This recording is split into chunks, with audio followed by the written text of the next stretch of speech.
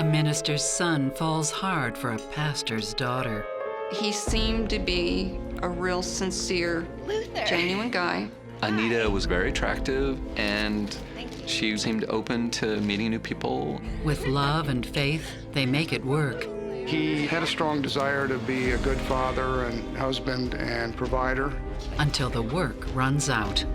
We lost the house, the warehouse, all of our property, everything. They were in terrible financial straits. Luther was making it very clear that he was going to take us away. And the crushing blow of failure turns their dreams into a waking nightmare. Open this door! The crime scene photos don't really tell the story. It's like you're staring into nothing but just pure evil. Love may be blind and marriage bliss, but divorce is murder.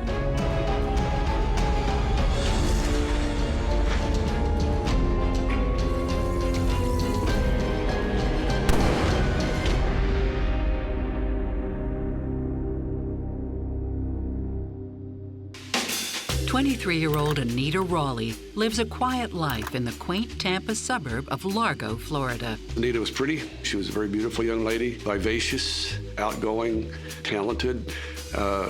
She always had a real bright personality, a lot of fun, and pretty headstrong. She's also religious. Anita was the daughter of a minister, so she was brought up in a religious family. Coincidentally, 21-year-old Luther Bass comes from a religious family, too. I met Luther when he came to visit my dad's church. Hi. My name's Anita. Luther Bass from Memphis. He moved here to try out for the Tampa Bay Buccaneers. He was an athletic-looking gentleman, very friendly and outgoing. You work here? This is my daddy's place. Your daddy's place. That's pretty funny. Why? My daddy's a pastor, too. May I? Sure. Thank you. I wasn't in the mindset of, oh my gosh, it's a guy, you know. But, you know, he was attractive. He was a nice-looking guy. So, what's it like being a pastor's daughter? What's it like being a pastor's son? Anita may not be swooning, but she's definitely intrigued. He seemed to be a real sincere, genuine guy, a Christian, you know, with strong beliefs. Not just beliefs, but really, you know, lived it.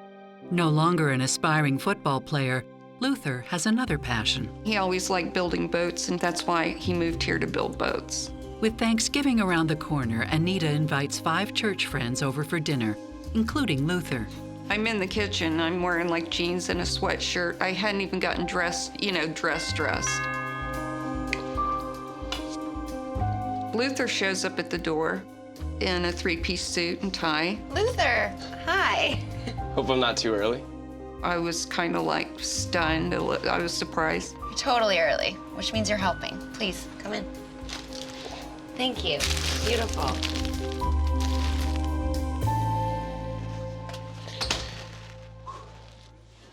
I remember it being very enjoyable, just like a nice meal with friends.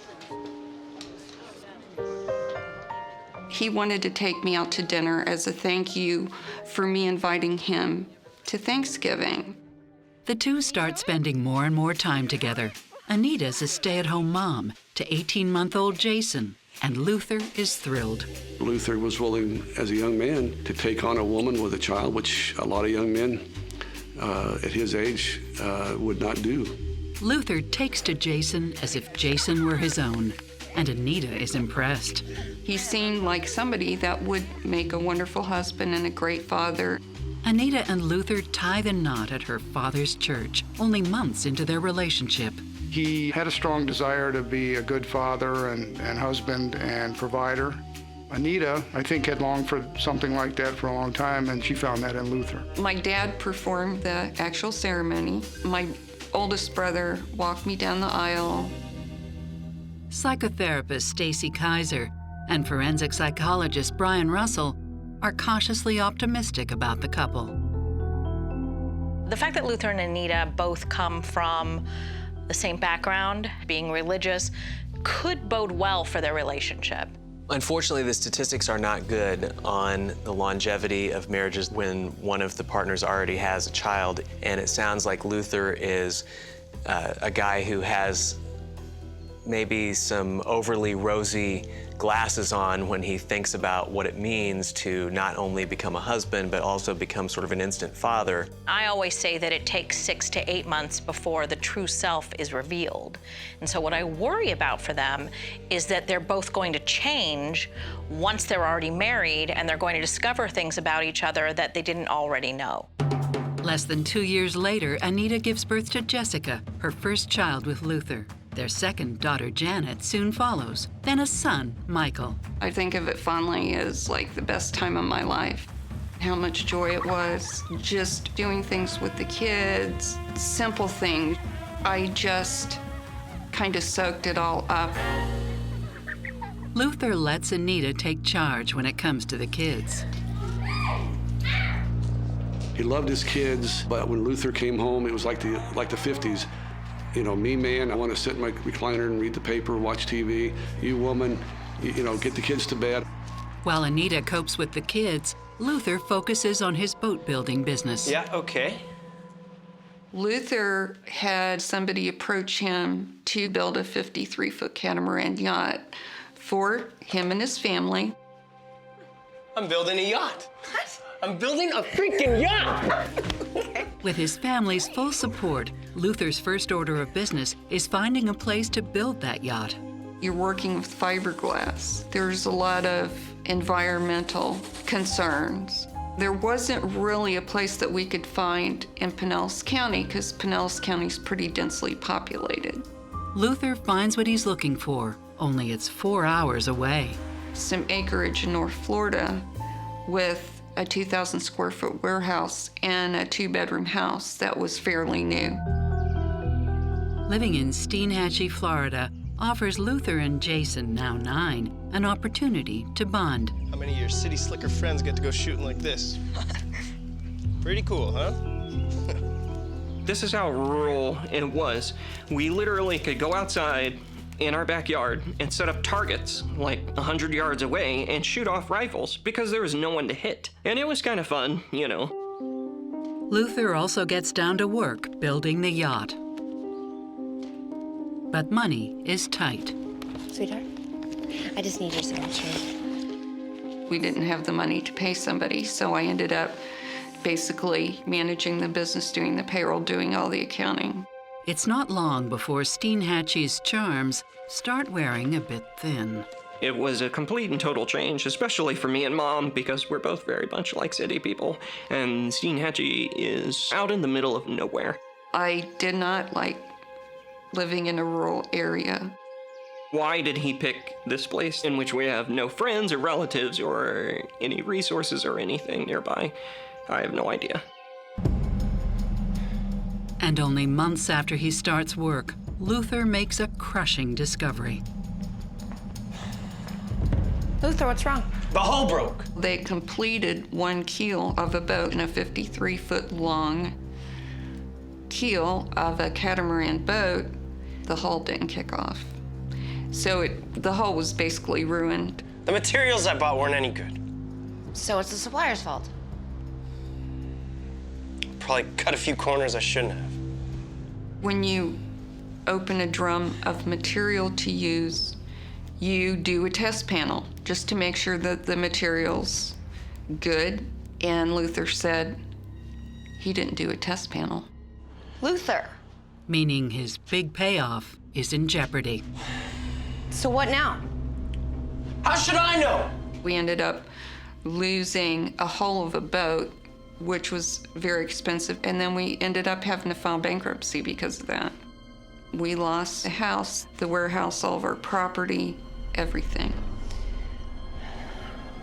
Look, Anita, I'm sorry.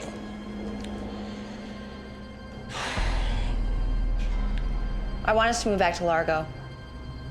No, that's not happening.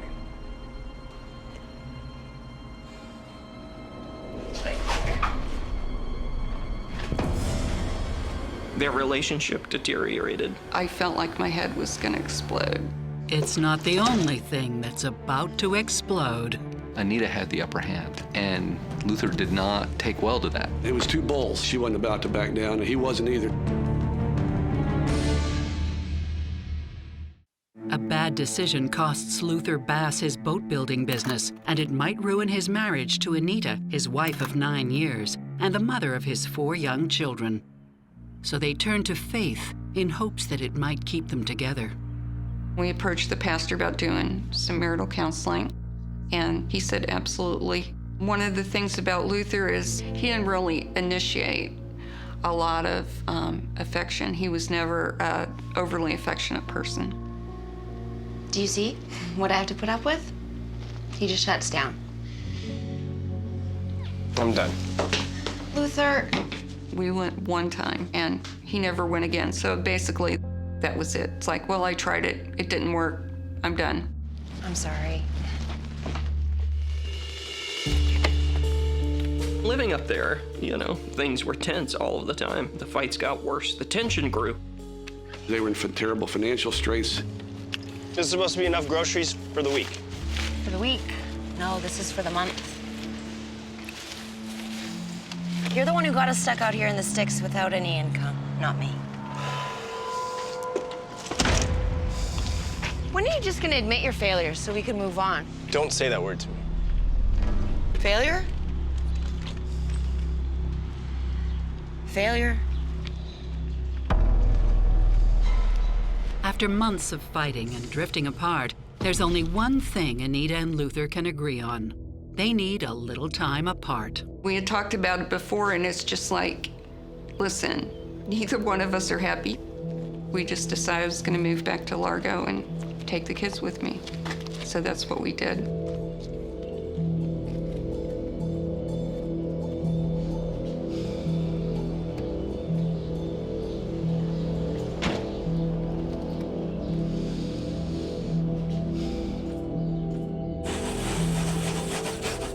And the guy that we were building the boat for bought our property, bought everything lock, stock, and barrel.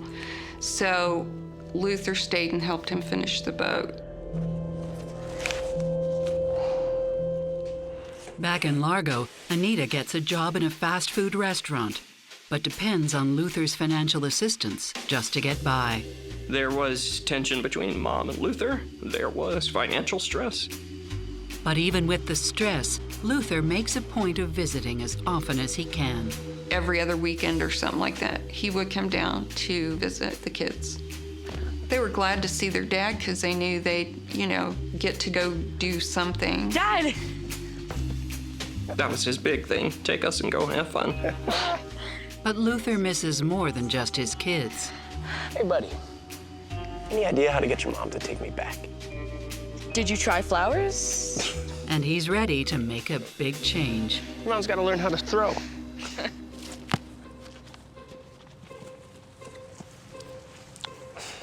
I'm going to be a fireman. A fireman? I already passed the course and got a job. He was interested in making a good home and being a good provider and taking care of the kids. Well, Luther, I'm happy for you, but where is it, in Largo? Luther, it's so serious. Boise. Boise, Idaho. Luther, Boise's on the other side of the country. I mean, how's this supposed to work? They'll just send us money? I'm gonna take you all with me. Once I'm settled in, of course. Give it a chance. His idea was to go out there, get established, and then send for Anita and the kids and have them join him, and life would be great in Idaho. I'll think about it.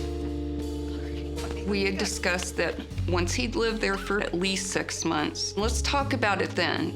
So Luther packs up and heads nearly 3,000 miles away in the hopes that it'll save his marriage.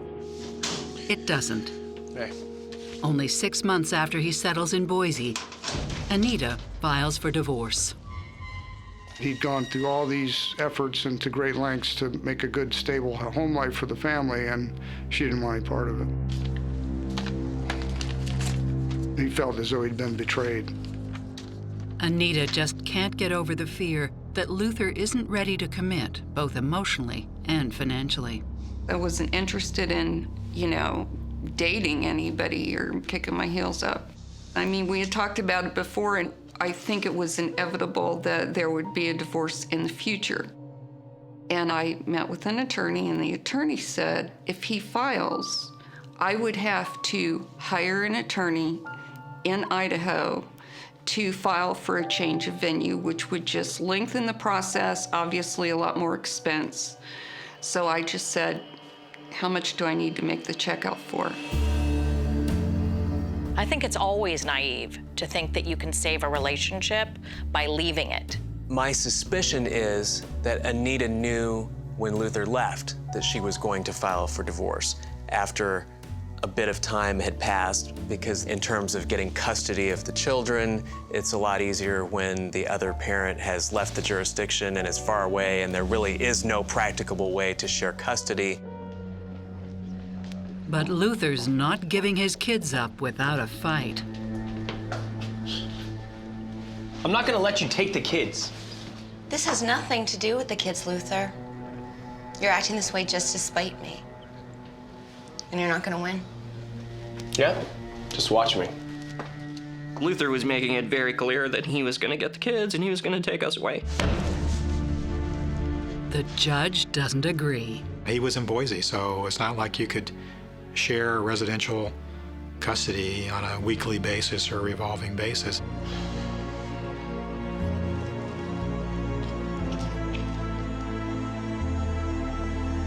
Luther got supervised visitation, so he only had the right to visit his kids 2 weeks a year. Anita had the upper hand, and Luther did not take well to that. This custody battle is about to get ugly. Why would she attempt to break in and slash the screens? She had some challenges to work out. She had some demons. After a rocky 9 years of marriage, Anita Bass serves her husband Luther with divorce papers and wins sole custody of their 4 children in the process. But the real victims of the divorce are the kids themselves. Mom, when's Dad coming to see us? Well, that's up to your father, sweetheart. I don't think there's any question they missed him. And I know, like many children, that they probably blame themselves, maybe. They don't understand. You're not gonna leave me, are you? Never in a million years, Bucko.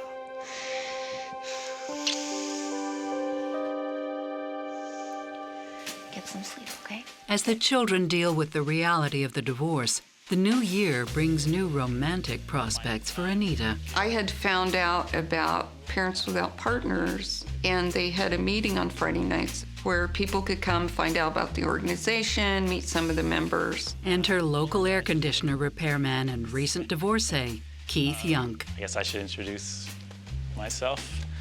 Hi, I'm Keith. And I've got 2 kids.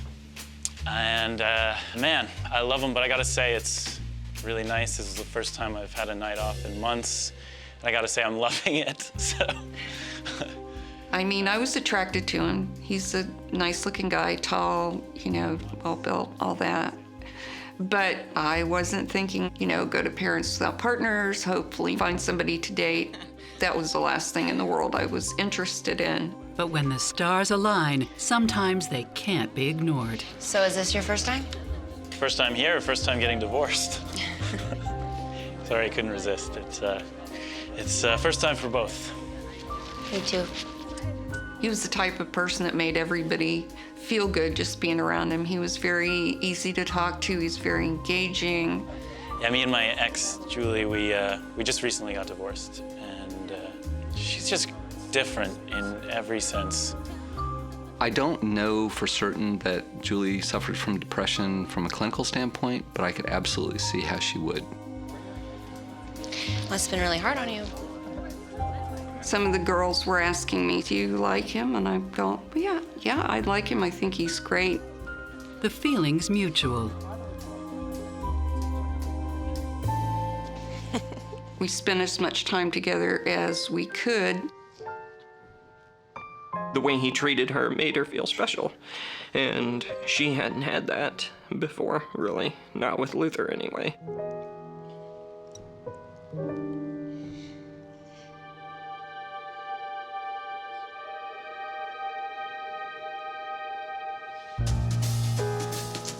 As I got to know him, I couldn't help but love him. And Keith can't help but propose, only months after they meet. I decided that, you know what? I'm ready to marry this man. What am I waiting for?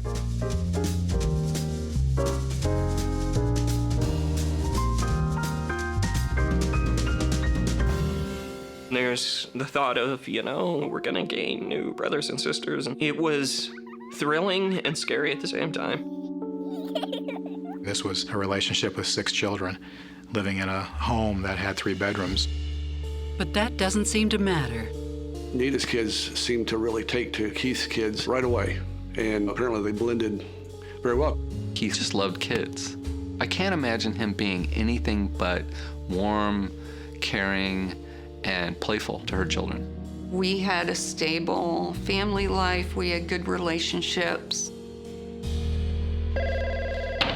But Luther isn't so happy. Hello? Luther, hi. I just want to let you know that I'm married. Okay. Is that all? Well, what else do you want me to say? All right, well, that's it then. That was it. That was the end of it.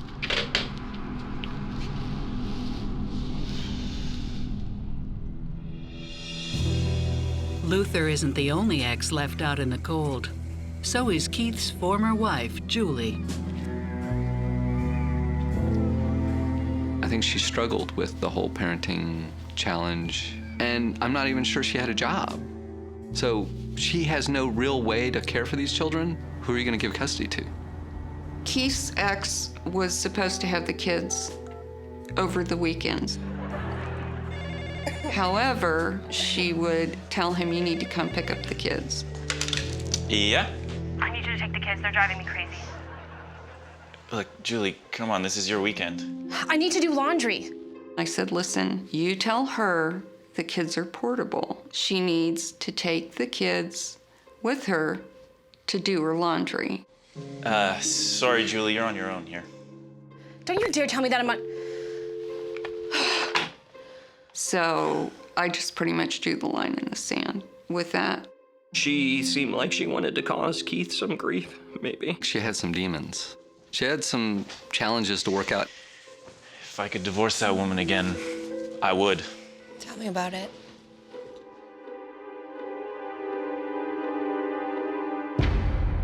And then Anita and Keith wake up one summer morning to an altogether new annoyance. It's just over here.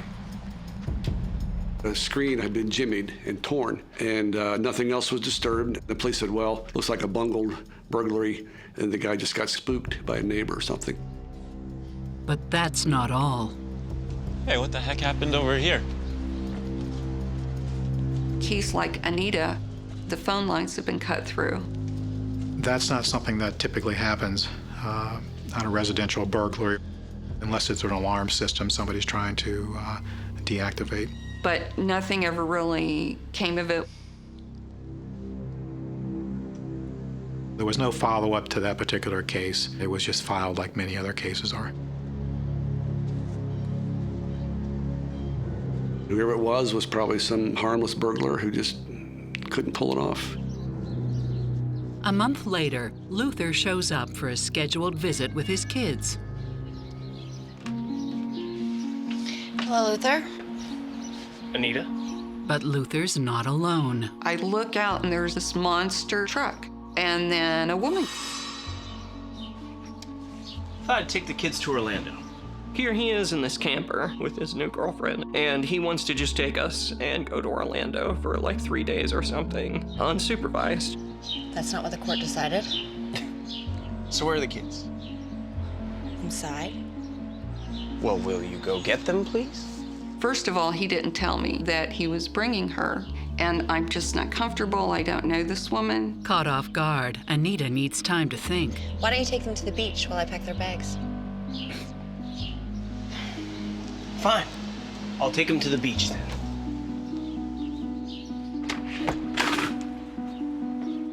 Your father's here! Hey, guys, don't give Daddy a hug. Oh, yes. We're going to the beach. How about that? Let's go. How you been? Over here, guys. With Luther and the kids at the beach, Anita seeks advice from 911. She wondered whether his intentions were to bring the kids back. Yes, I'm having some custody issues with my ex-husband. I'm not going to take chances when it comes to my children, ever. Okay, ma'am. Do you need us to send someone over? I don't think that's necessary, but I could use some advice. She got some advice from an officer and decided to not allow him to take these kids for his vacation. Thank you. If he was really traveling across the country out of this overwhelming desire to spend time with these kids he hadn't seen in a while, why would he want to be splitting that time between his kids and the new girlfriend? It's disingenuous to me. She gets to make the decisions. She gets to decide whether he gets to see them or not.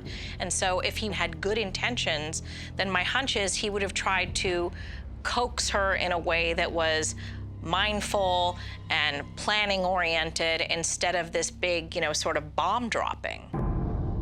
Anita's about to drop a bomb of her own. So they pull up. I had gotten a baseball bat and set it beside the front door. That bat wasn't for Little League. That was for protection. Kids, you all need to get in the house. Why? Don't make me ask you twice.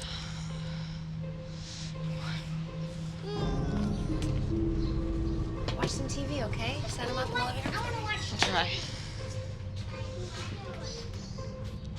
What's going on?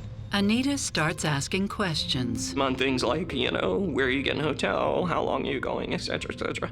And he just got really defensive and angry at all this. If you wanted to spend time with the kids so much, why would you bring that woman with you? That woman is my fiance. I don't care who she is. You're not taking them anywhere. The heck I ain't! Hey! Open this door! You have no right! I have every right! I'm calling the cops! Go ahead! They already know.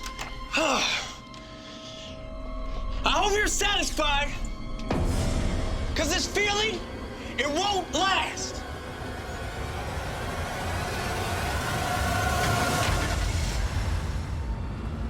After he'd traveled all this way, I'm sure Luther was very, very disappointed. And soon, disappointment will give way to tragedy. Help! Blood all over the sheets, all over the carpeting, everywhere. It was shocking, really shocking.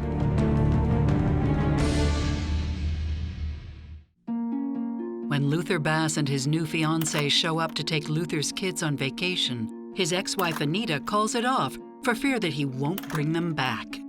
Weeks pass, and Anita puts the incident behind her, focusing instead on life with her new husband, Keith. Luther's 3,000 miles away, and it was nice because we had a taste of something new.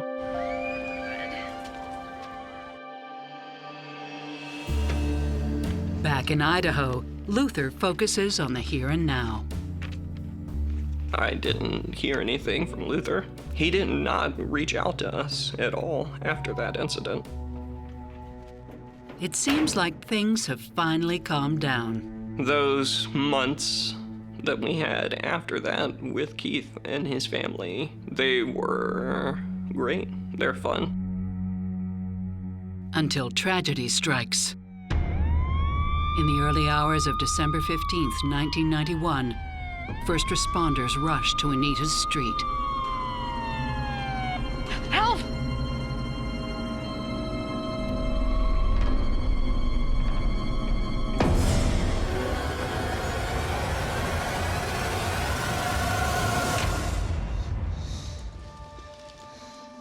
They immediately took me to another house.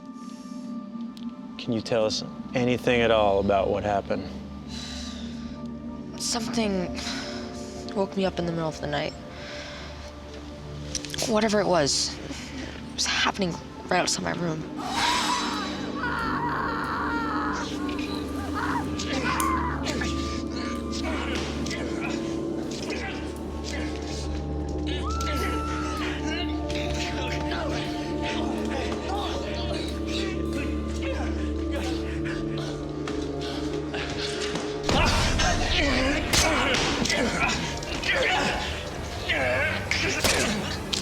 It was Keith. Dad! Battling with this guy all dressed in black. He was stabbing Keith with a knife. Mom was there too. Her throat had been slashed. Keith was losing. He was just being stabbed to death. She grabbed a baseball bat. She whacked him over the head with it, but he just kept coming. He just kept struggling.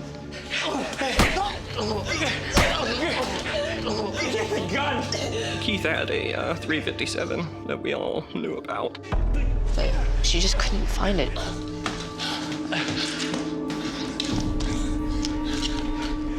He ran because he didn't want to get shot. Mom came to the door and we looked at each other for a second. We heard the front door slam. And we realized he was gone.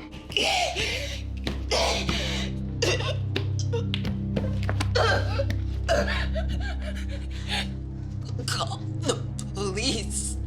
Call the police. I picked up the phone and I looked at her and just said, "The phone's dead."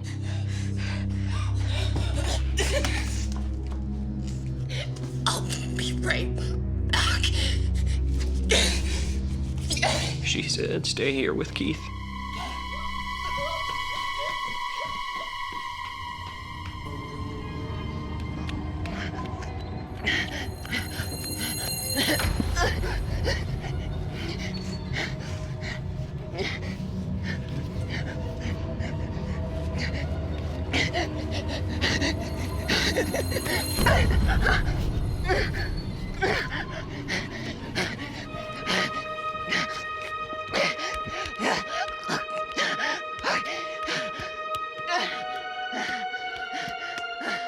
Anita runs out and goes to the neighbor's house for help.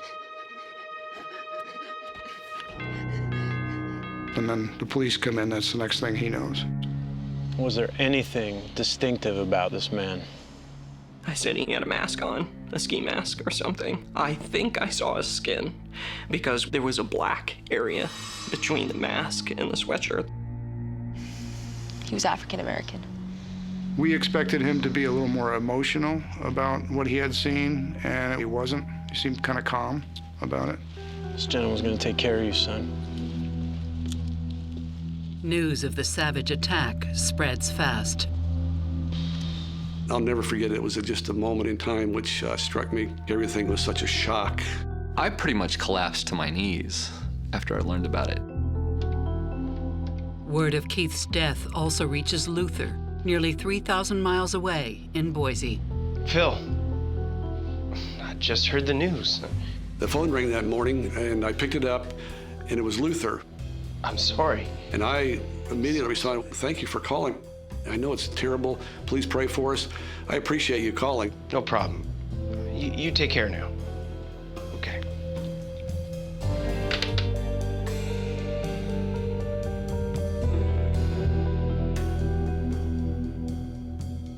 When it comes to a motive, police are at a loss. Could this be a home invasion? Could it be a robbery gone bad? This was somebody very angry with either Keith or Anita. Investigators soon learn the phone line has been cut, just as it had in June. Was the June robbery a dry run to murder? One day into the investigation, a discarded ski mask is located on a golf course less than a mile from the crime scene. Had blood on the mask, and it matched in general description what Jason had provided. Once the forensics came back on the ski mask, there were only hairs of Caucasian origin in that mask. We had kids in the neighborhood who had seen a white male running at 3 o'clock in the morning from the crime scene. And we were pretty well convinced that this attack in no way involved a black male. He was African American. Jason, at 12 years old, there may have been some discussion about, is it possible that he had something to do with this? This gentleman's gonna take care of you, son. Besides Jason, suspicion also falls on the exes, Luther and Julie. We reached out to those spouses. We sent John Carroll up to Boise. There you go. Luther seemed very eager to help us. So, you said you were elk hunting. Yes, sir. Fired a few shots, but he got away. He described how he had shot at an elk and missed the elk, so the rifle was dirty. And you were hunting the whole time. You can ask my fiancée. She'll tell you.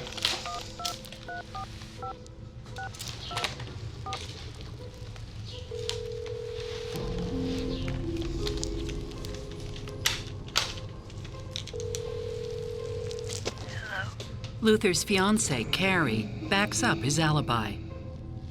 And so do the flight records.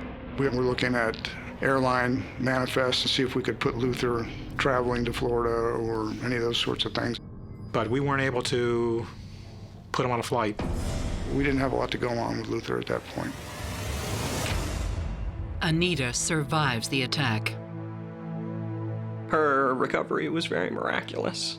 She was stabbed, she was hit in the head with a roofing hatchet. I mean, she endured a lot of things. Any one of those could have been fatal, and they weren't.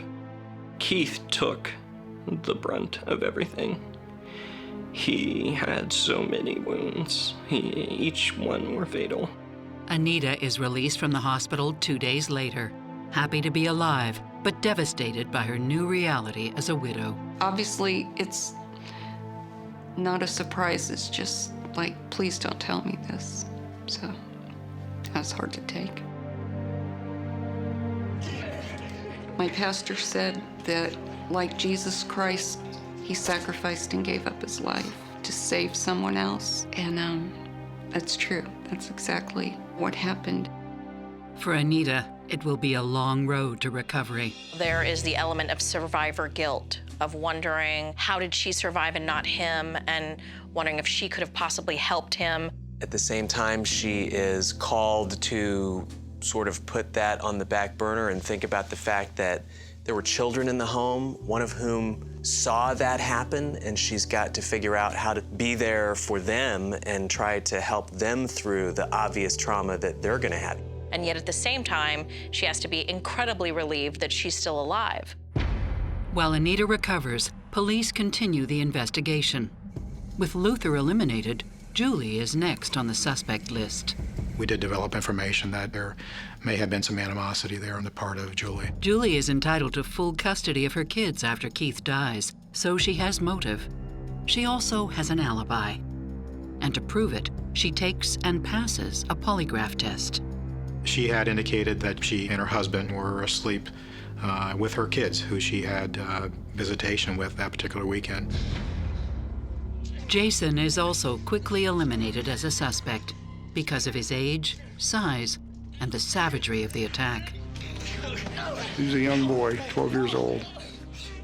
It didn't seem logical. It was ruled out, and it was quickly ruled out. Because the mask, the lower portion of the mask, was black, he was mistaken on the description of the suspect. We were back to square one and going down the list of people who might have had motives.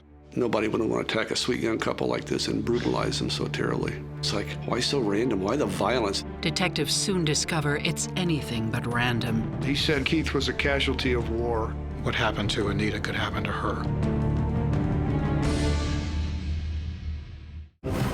Anita Young's second husband, Keith, is savagely murdered in their Florida home. Their exes, Luther and Julie, each have solid alibis, leaving the investigation at a standstill until the Largo PD gets a surprise break in the case. I was at my desk in the police department one afternoon, and I had a phone call from Boise. I started to suspect something when when Luther shows up with a gash on the back of his head, and it was on the same day that Keith was killed. Coincidence? Perhaps not. Once he got back from his hunting trip, he asked her to look at an injury on his head.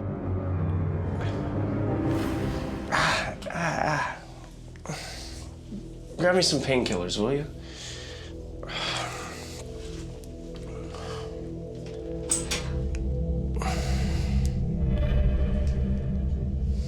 She disclosed that she was aware of the previous trip that Luther had taken, the June before the murder. Well, he's also been back to Florida more times than you know. It's just over here. This was the same time frame as the attempted burglary to the residence. I know what you're thinking. Luther's mental state seemed to deteriorate. You don't know what I've been through with that woman. There were some tense moments between the two of them, and in one of those particular moments, he made an idle threat. You know, you could end up just like her.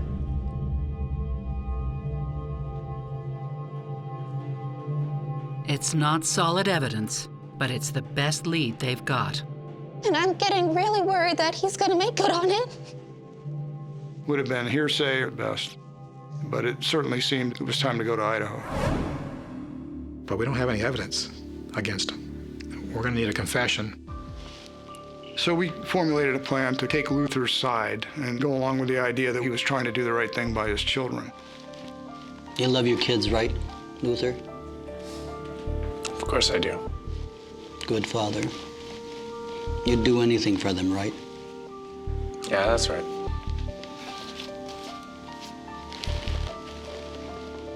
He was sticking to his alibi. I was hunting the whole entire weekend.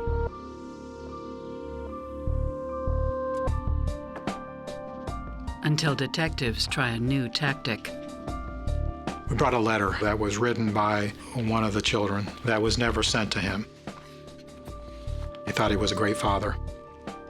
And then in all respects on the outside, it looked like he was. But to see this letter written from his kid who basically said, "You're not a good father," would take him on the emotional roller coaster, so to speak. He went silent, couldn't take his eyes off the letter.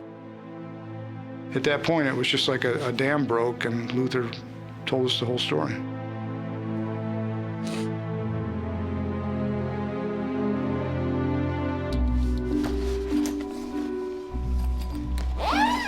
He said he left home that Saturday morning, telling his girlfriend that he was going hunting. And he drove to Salt Lake City. This is about a 5-hour trip. He decided to fly from Salt Lake City instead of Boise using an assumed name. We were able to identify his fingerprints on this ticket that he turned over to the flight staff as he boarded the airplane. He got into Tampa late that Saturday night. He got into the backyard of the residence. His intent was to go inside, cut Anita's throat, and leave.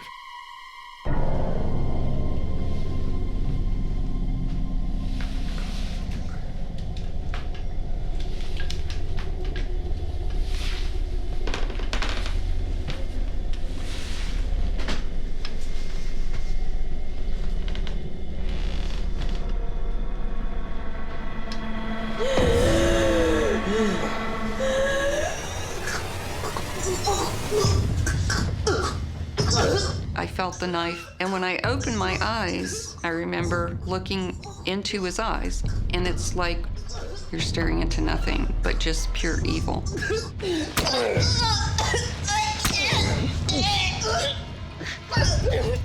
Keith wakes up and pulled this guy off of me, and then they started struggling, fighting, slashing. Luther told us that Jason yelled out, "Dad! Dad! Dad, are you all right?" And Luther thought he was talking to him. But Jason is talking to Keith. Dad! Luther almost slipped up there. If he would have answered Jason, then obviously he would have been apprehended sooner. He said he was sorry that he had to kill Keith, but Keith was a casualty of war.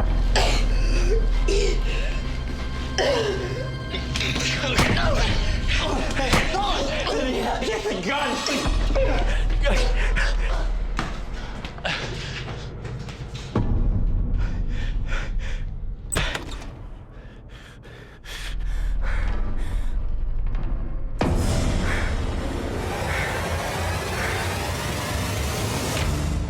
When Luther is tried on first-degree murder charges in March 1993, he's sentenced to life in prison, plus 17 years. Theoretically, he'll never get out, but I know Anita has lived in fear. I'm not sure that 25 years in prison has dulled his rage at all. I know he uses the excuse, I did it for my kids. Dad! But how can you claim to love me and then come in to our house and kill Keith in front of me? Slash Mom's throat in front of me. Make me endure that. Don't ever look me in the eyes and tell me you love me. The primary driver of this was his rage against Anita for basically having bested him in the custody battle. And we can totally look back now and see that, yeah, this is not a guy who cares deeply about children and fathering and parenting or any of that. This is a guy who is a vengeful, rageful sociopath. And he doesn't have any regard for the fact that he has children in there, that there's another man in there. He just wants to accomplish his mission of going after his ex-wife. To this day, Anita remains haunted by the thought of what might have been. I never imagined I could ever be that happy. If Keith had lived, I think that after 24 years, it would still be that kind of love. I don't think that would have ever changed.